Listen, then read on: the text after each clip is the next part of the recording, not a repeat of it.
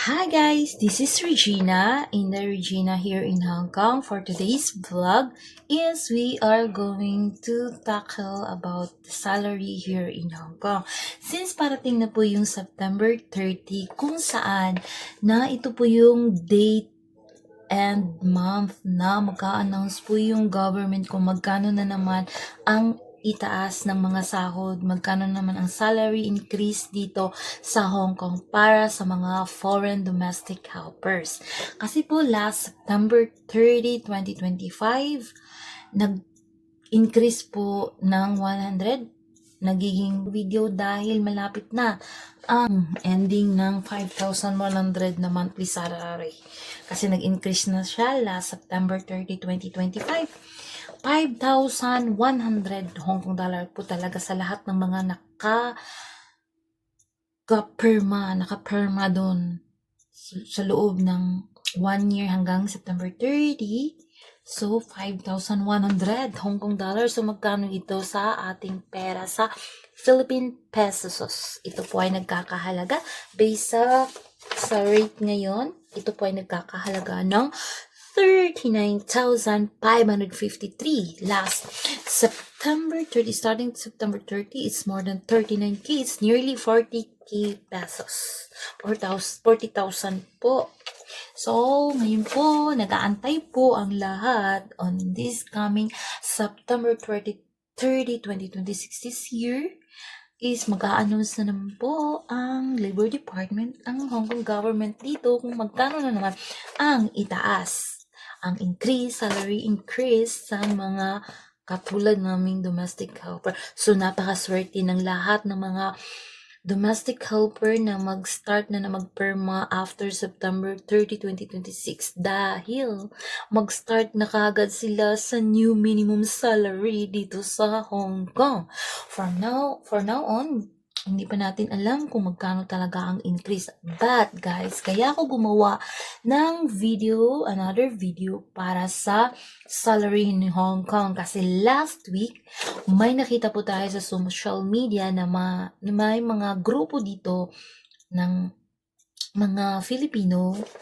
May grupo ng mga, ewan ko anong grupo yun, basta nagrarally sila at hinihingi nila yung taas na napataasan yung sahod sa nagkakahalaga na 6,670 Hong Kong dollars. Yun ang hiningi nila na itaas from 5,100. Hiningi nila na tataas ito ng 6,670. So more than 1,000 ang hiningi na. Ang tanong, ito ba kaya maaprubahan? I'm not really sure. So, mag-aantay po ang lahat ngayong September 30. So, hinihingi nila yun. Kung sakali mang ma-approve yan, ito ay magkakahalaga ng sa pera natin, 51,718.36 based sa currency ngayon. Based sa rating ngayon. Yun ay kung ma-approve. So, yun, tingnan nyo naman tinaas, diba? 39,000 pesos. Kung sakaling ma-approve itong hinihingi ng mga grupo na nagrarally sila, ito ay magiging 51,000. Well, good luck. Tapos naman po, ito naman is food allowance. Kita nyo sa baba. Baliktad nga lang, no? Kasi yung camera. Food allowance naman is last September 30, 2025, nananatili pa rin 1,236 Hong Kong dollar yung food allowance. Hindi po siya nag-increase. Yung salary naman last time nag-increase ng 100. Pero yung malaki na yun. So, yun na nga. So, ngayon naman sa nagrarally, hiningi nila na sana ito ay itaas from 1,236. Hinihingi nila na ito itataas sa 2,770. My gosh. So, yun ay magkano ito sa pesos natin? Yung minimum na 1,236 na Hong Kong dollars para sa food allowance, ito po ay nagkakalaga sa ating pera na 9,589. Base lang to sa ngayon na Wait ha, kasi walang accurate kasi pabago-bago naman talaga yung nakabase lang po tayo sa kung ano po yung rating ngayon. So, pabago-bago po yan. Minuto or nag-up and down yan. Diba? So, kapag ito ay maaprubahan, yung hinihingi nila na sana ito ay tataas ng 2,770, ito po ay magkakahalaga sa pera natin na 21,480.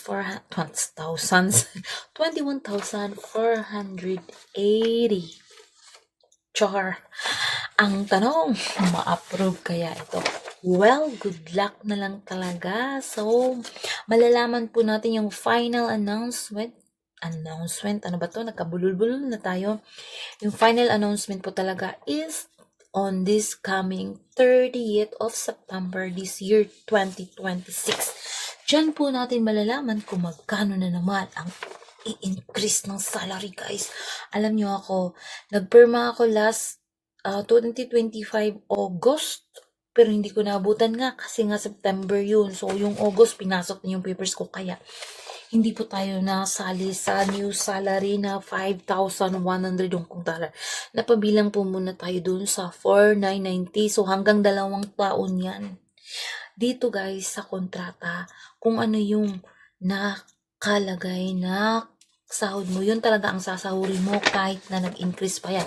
But take note guys, nakadepende po yun sa amo. May mga ibang amo na hindi naman talaga, aside sa minimum na sahod, may mga amo din dito guys na above minimum po yung pinapasahod sa mga katulong nila. Diba, pak? So, talaga, okay, good luck na lang talaga sa amin kung ma-approve itong nirarally nila na ganitong amount. Diyos mio. But, nakita ko sa comment section, ang dami rin nagsasabi, ay nako, hindi na naman yan mapubahan for sure. 100 na naman ang increase niyan. Yes, guys, expected na po namin yan. Kasi po, lagi-lagi po yan. Actually, guys, napaka-fair po talaga ng HK government. Marunong po talaga sila magbalanse. Kasi po, hindi naman po talaga lahat ng mga employers dito is mayayaman. Hindi lahat ng amo na may kaya sa buhay. May mga ordinaryo din dito na mga amo na yung local lang, nagtatrabaho lang sila. Hindi man kagandahan yung trabaho nila. Sumasahod lang talaga sila sa kinikita nila sa pagtatrabaho. Kasi yung mga iba siguro na mayayaman dito is may mga negosyo. Paano na lang yung mga walang negosyo? So yun din ang iniintindi ng Hong Kong government. Kaya hindi sila basta-basta nag-a-approve sa ganitong request. Kasi naman po, hindi lahat ng amo is kayang magpasahod ng ganito kalaki. So, yun. And then, yung food allowance naman talaga is hindi talaga yun maibibigay sa lahat. Hindi yan magiging, never siya naging compulsory, yung ganun. Kasi binabalanse din talaga yan ng government. Kasi nga, as what I've said, na hindi po talaga lahat ng amo na afford, no?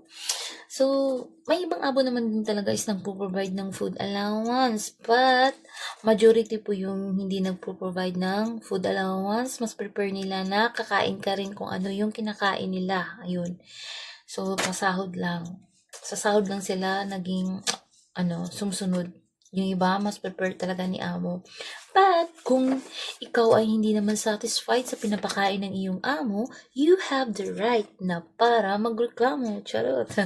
So, try lang kasi no, mababait. May mga amo rin naman na mababait na pwede pakiusapan. No? Basta yan, pag-usapan nyo lang ng maigi. So, for that, ganyan ulit, good luck to us. So, ito po yung ngayong sahod dito. 5,100. And, it's worth sa pera naman na 39,000 pesos. Nearly 4,000 po yung minimum salary starting last September 30, 2025 up to this coming September 30, 2026. So, good luck ulit. Actually guys, yearly po talaga nag-i-increase dito sa Hong Kong. Yearly. Take note, yearly. Yearly po siya unless kung may mga, like before, yung pandemic, yun, hindi talaga siya nag-freeze siya. Halos 2 years po talaga yun walang increase. Pero yung food allowance nag-increase. Pero yung food, never yun. So, alright, that's it for our video for today. So, tingnan nyo na lang yung baliktad. Ewan ko ba, paano ba to? Baka ganituin yung camera. Wait ha. Wait, ibaliktad ko lang. Para makita nyo yung ganyan. Oh, sige. Binaliktad ko na.